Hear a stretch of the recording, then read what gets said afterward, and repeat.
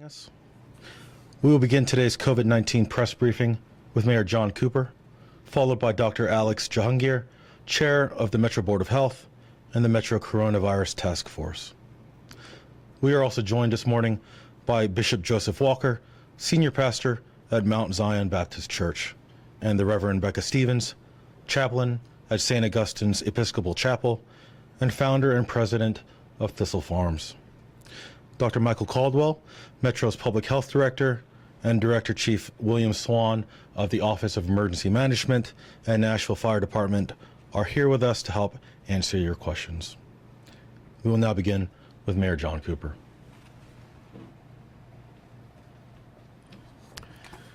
Good morning, Nashville.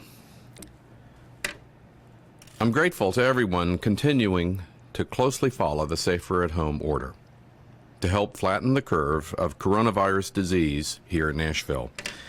If the nature of your business outside your home is not absolutely essential, please remain inside. Practice social distancing to protect yourself and others, and remind others to do the same. I'm happy to report that 7 o'clock last night, the Tennessee Air National Guard secured delivery of the COVID-19 test kits required to get our community assessment centers fully operational within approximately 48 hours.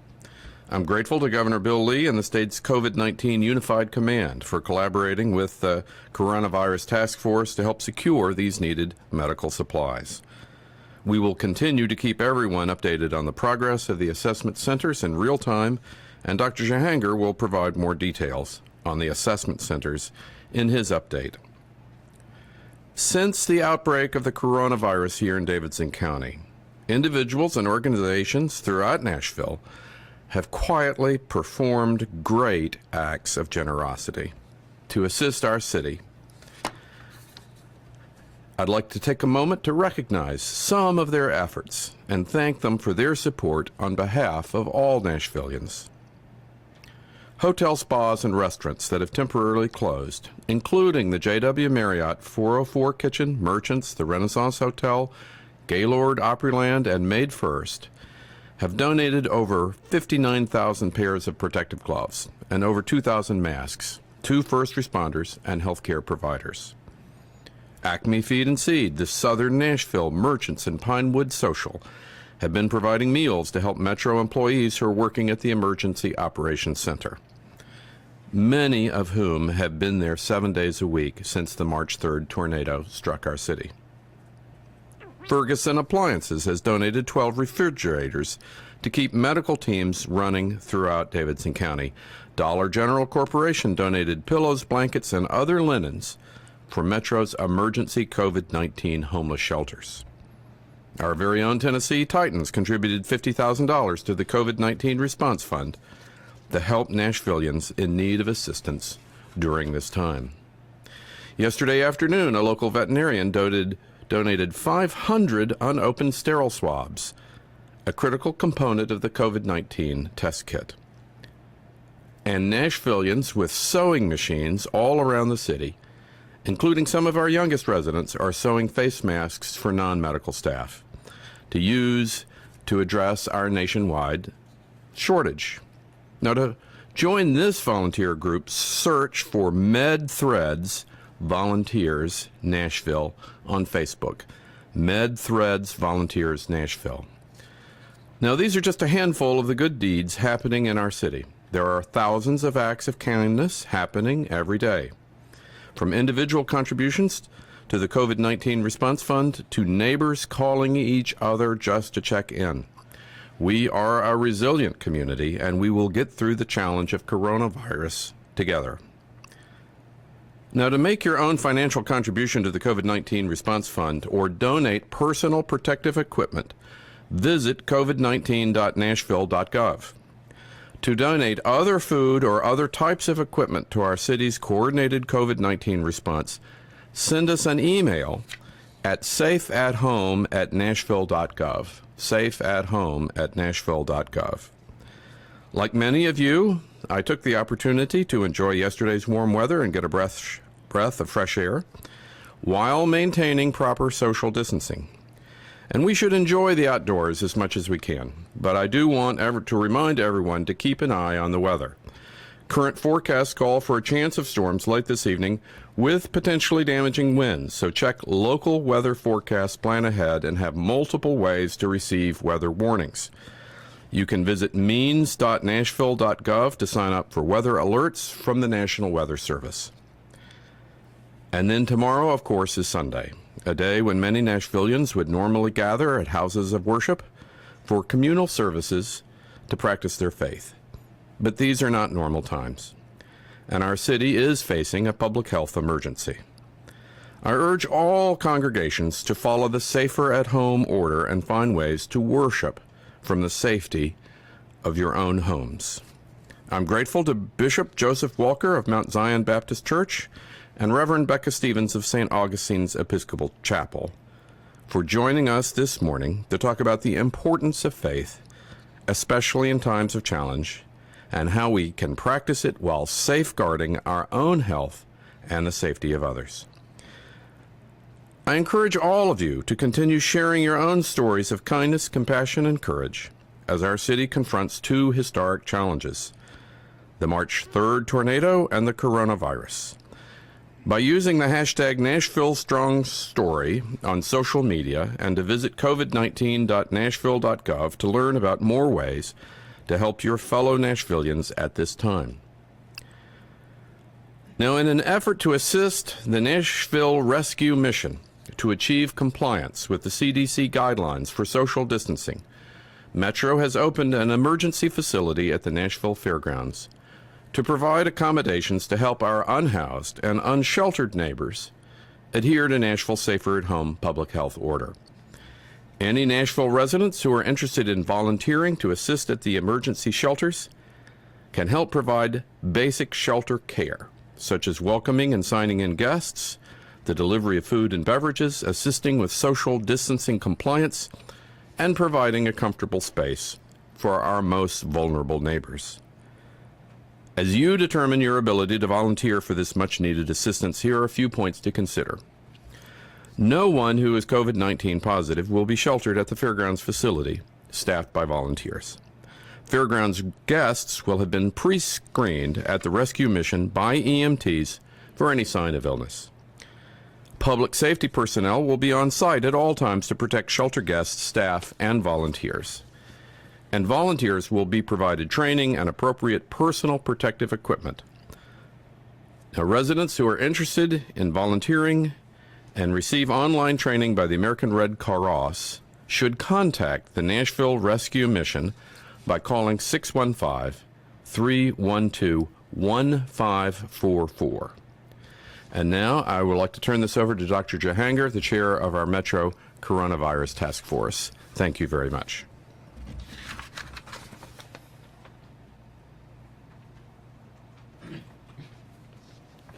Thank you, Mayor Cooper, and good morning, Nashville. Here's the latest updates for Nashville. We have had a total of 376 confirmed cases with a total of 2 fatalities. This is an increase of 64 cases in the past 24 hours. The patients range in age from 2 months old to 84 years old. Of the confirmed cases, 14 are currently hospitalized. 297 cases are self-isolating at home and have mild and manageable symptoms. 63 people who were confirmed cases have recovered and are now cleared. In addition, there have been more than 4,100 Nashville residents who've tested for COVID-19. On Monday, we will launch our community assessment system for those concerned about whether they have the COVID-19 virus.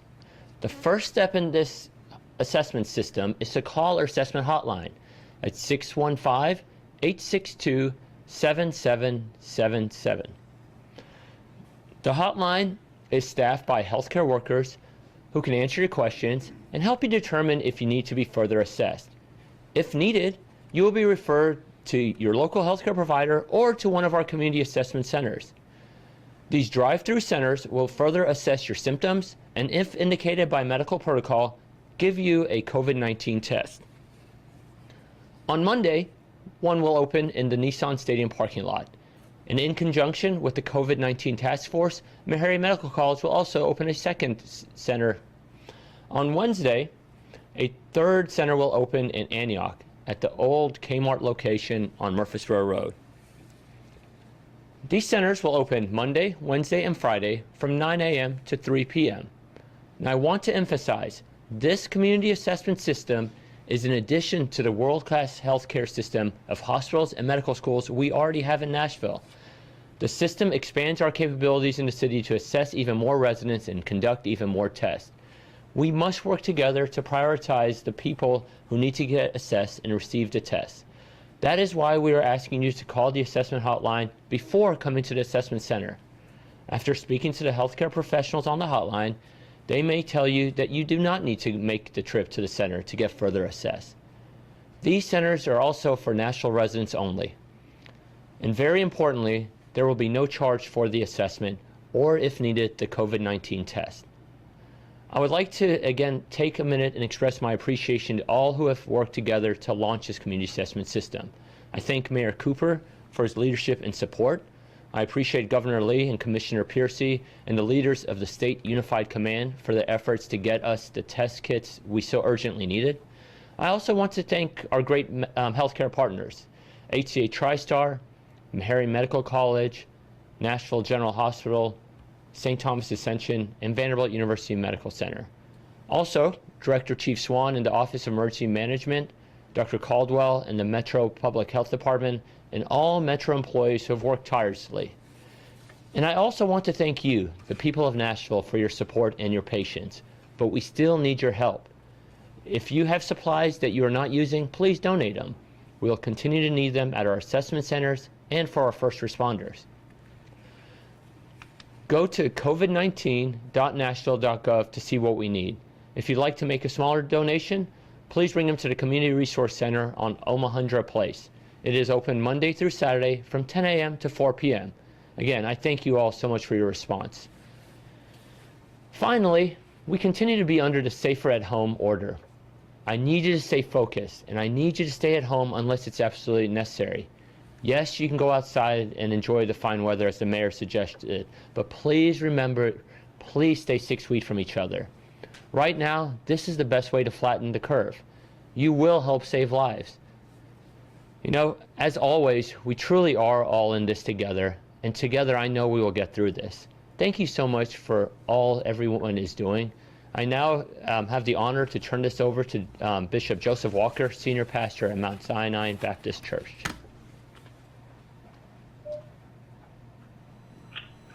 Thank you so much. These are challenging times for our city. And I want to say, first of all, thanks to our mayor for the extraordinary job he is doing in helping us navigate this unprecedented season. To all who are working behind the scenes and those of us in the faith community, we certainly appreciate all of you. This is an ecumenical response, but I am encouraging all of us to abide by the CDC's guidelines in social distancing and to encourage all folks in our great city and surrounding areas to make certain that you maintain social distancing. It is critical and important in this time that we absolutely do what is necessary to make certain that we are being careful and that we are assisting those who are on the front lines every single day to make our community a safer place. I also recognize that tomorrow is Sunday. Today is Saturday. Many of our faith communities are gathering, are hoping to gather, but I want to encourage you to gather in places of homes, in small groups. I believe it is important now for us to lean on the innovation and creativity that technology affords us and to be able to worship God in our homes and to make certain that we do what they did in the early church, from home to home, and to spread that faith and to let each of us know, regardless of our faith, that we can get through this. Nashville is a resilient city, and it is our faith, not just our faith in the God who is above us, but the faith in the God who is in us as we help each other through this tumultuous time. I believe, without a doubt, that our faith will pull us through. At this time, I would like to introduce Reverend Becca Stevens, founder and president of Thistle Farms, and chaplain of St. Augustine Episcopal Church. On behalf of my husband, Marcus Holman, and I, we are so happy to be standing with the mayor and the whole community, offering some love and light, because this is a new experience in our community, but it's not new in history. There has been, in Ecclesiastes' words, times to weep and times to laugh. There is a time to embrace and a time to refrain from embracing. This is a time to refrain. Knowing love transcends 6 feet, and generosity can easily span the distance we have to keep in our social ways. This is a community that shows up after storms, and we are a community that stays home in pandemics to allow the work of our frontline heroes to carry the day. This is a time for all of us to be community apart together. This is a time that we get to be humble and we get to become courageous, even by something we cannot see and something that we do not know. This is a season to feel safe in the hallowed green pastures of hope, not stuck in the shadowed valley of fear. We are a community that can worship alone at our own altars, that can worship under the tulip poplars, and that can sing silent hymns. We have learned from every faith that have experienced everything, every purpose and circumstance under heaven, that the question in all our suffering is how long? And the answer from our God, from Abraham, from Moses and Job, is I am with you. And while that may not seem to be the answer that we seek right now, that answer is so high and so deep and so wide we cannot attain to it. I am with you, says our God, when you wrestle with your deep fears and worries in the middle of the night. I am with you when you share what you have with your neighbors in the bright light of day under the red buds blooming. I am with you as you weep and as you laugh. I am with you as you mourn and when it is time once again to dance. I am with you until you reach the other side of time, where we will embrace love forever.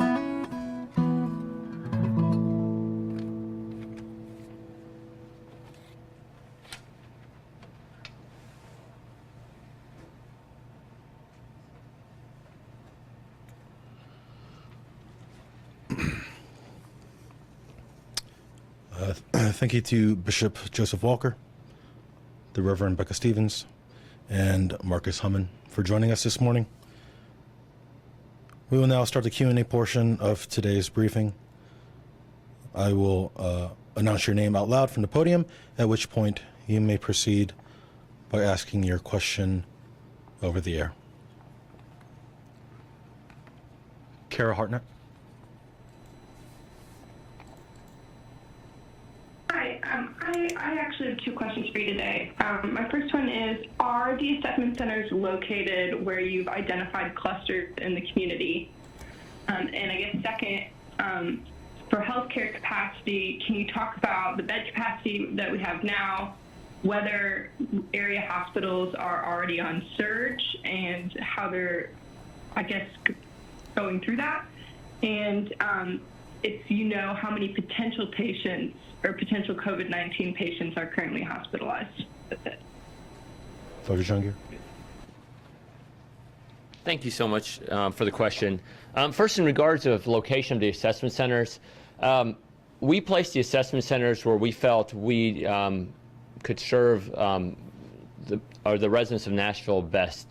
Places where may have limited access to healthcare, may have it harder to come to the facilities currently available. So that's how we decided where the assessment centers go instead of where clusters may be. Regarding the question about surge capacity, it is, as I've probably mentioned before, it is something that is, I know, on my mind, I know the mayor's mind, I know on Chief Swan's mind. every day. We actually spoke about it yesterday with the Unified Command when the mayor and I visited the governor. We communicate daily with our hospital systems. Our hospitals have made some tough decisions, such as canceling elective surgery and other things to increase their capacity.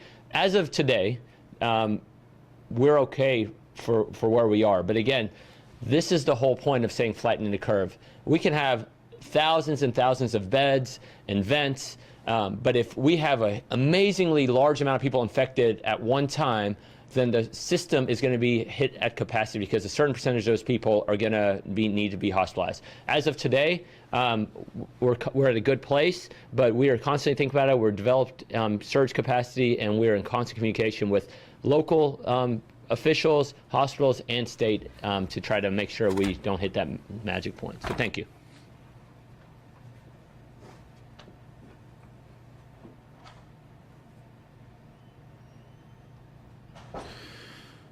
There are no more media questions at this time, so we will end the Q&A session. There's no live briefing scheduled for tomorrow. Live COVID-19 press briefings will resume on Monday morning. A video recording of today's broadcast will be made available later this afternoon. Thank you everyone for joining us. This concludes today's Metro COVID-19 press briefing.